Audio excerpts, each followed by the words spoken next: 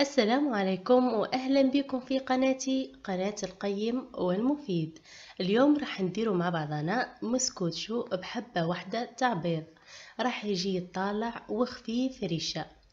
البداية راح نبدوها بالمكونات، هذا كل المكونات. هني عندي حبة بيض، كأس إلا ربع سكر أي ما يعادل 150 جرام، 200 مليلتر حليب. يعني أنا استعملت الكاس اللي يرفد 200 مليلتر، كأس إلا ربع زيت أي ما يساوي 150 مليلتر، ومغرفة صغيرة تكون مملوءة جيدا من الفاني، وكيس ونصف من الخميرة والفرينة بطبيعة الحال. راح نبدأها مع حبة البيض، ونضيف عليها كأس إلا ربع سكر،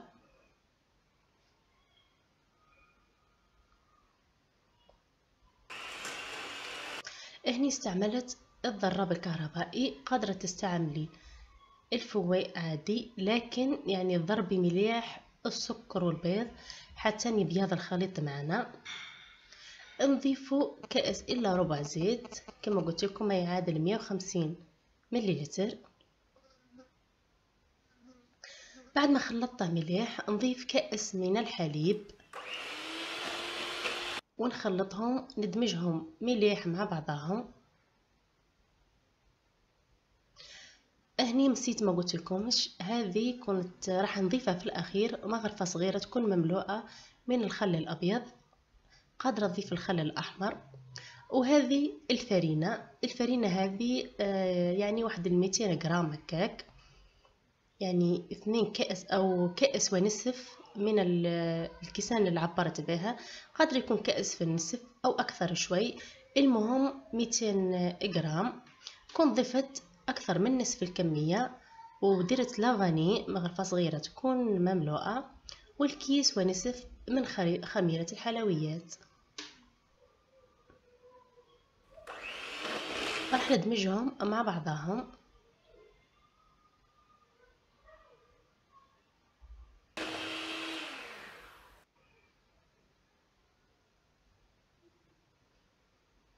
هني ضفت باقي الكمية، باقي مغرفة كبيرة هكاك.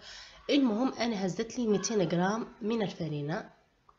راح نضيف مغرفة صغيرة تاع الخل ونكمل ندمجهم مليح مع بعضها.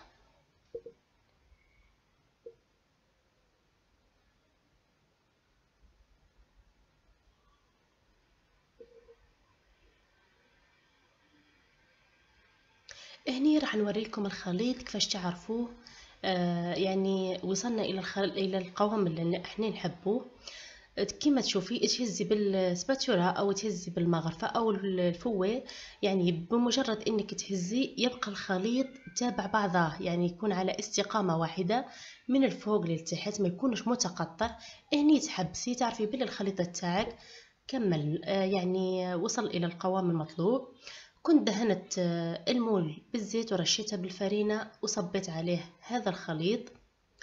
قدام ما نبدأ كل هذه الخطوات كنت شعلت الفور على 180 درجة مئوية وخليته يسخن.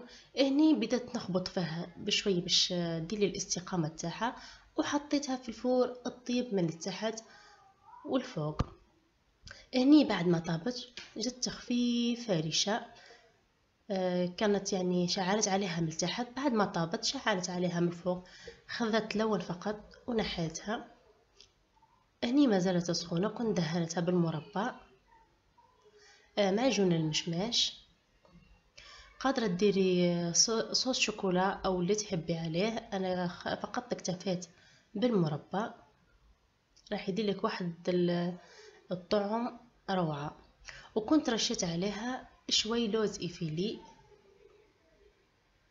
بعد ما كنت حمصته كنت رشيت عليها. هذه شكلها من الداخل جت طرية طرية طرية، وجت يعني كما نقولوا عالية.